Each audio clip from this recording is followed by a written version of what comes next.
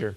Okay, so police departments all across the valley, they have been investigating teachers, coaches, other people in positions of power who are accused of grooming minors into sex.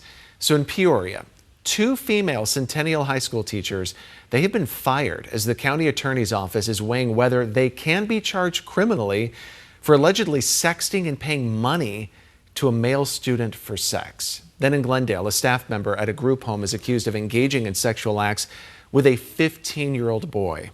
Our Sean Rice joins us now with some perspective from a survivor in all of this. So Sean, what did you take away? Because, I mean, some of these allegations, I mean, they're tough to read. Yeah, extremely tough, Justin. You never want to see a minor go through some of these things. And Michelle Denault, she is a public speaker, best-selling author.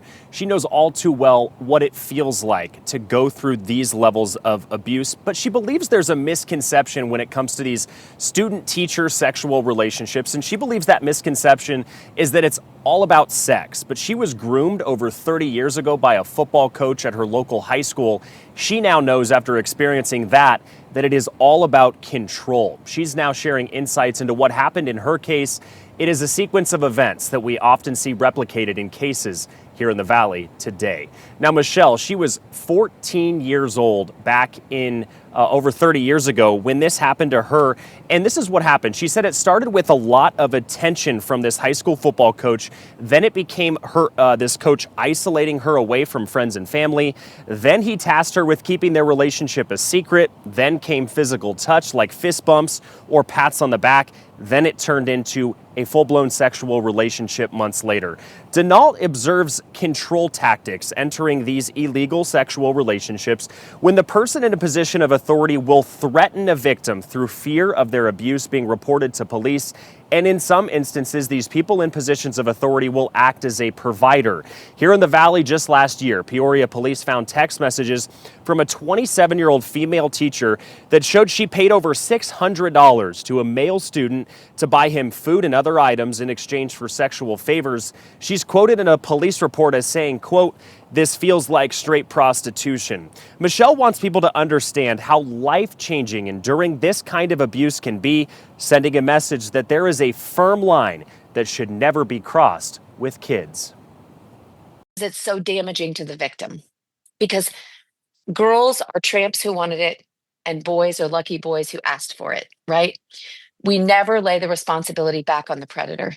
And that is why predation continues. And actually, the numbers are actually not going down when it comes to educator abuse. And I think it's because we are so societally indoctrinated to think this is something a kid can learn from instead of something that's actually causing such long-term mental damage to our kids.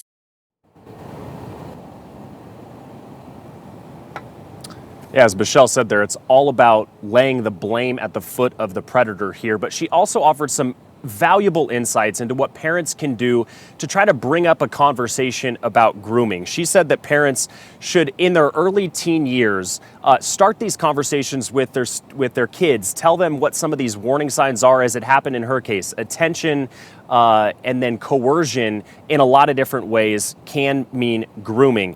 And she also says it's all about communication on informing authorities and informing parents, creating a trusting relationship so that their kids are comfortable to report it if it does happen to them. As Michelle put it in our interview, parents today are so concerned with raising good kids, as they should be, but what they miss is raising good kids who feel comfortable enough to communicate with them. We're in downtown Phoenix. Sean Rice, Today in AZ.